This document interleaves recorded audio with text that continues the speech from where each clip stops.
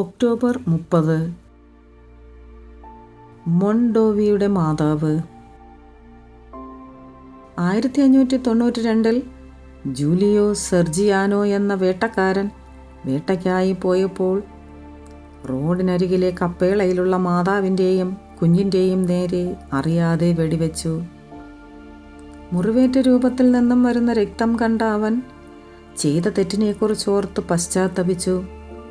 തൻ്റെ ആയുധം ഉപേക്ഷിക്കുകയും രൂപം പുതുക്കിപ്പണിയുന്നതിനു വേണ്ടി പണം സ്വരൂപിക്കുകയും ചെയ്തു.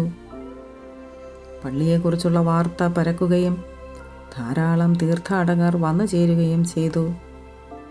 ദിവസവും വരുന്ന തീർത്ഥാടകരെ ഉൾക്കൊള്ളുന്നതിന് വേണ്ടി മനോഹരമായ ഒരു പള്ളി സവേയിലെ പ്രഭുവായ കാർലോ ഇമ്മാനുവൽ ഫസ്റ്റ് 1596 പണി കഴിപ്പിച്ചു.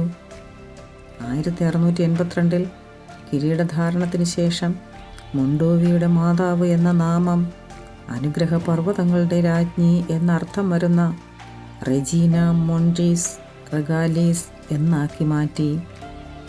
Ave Maria.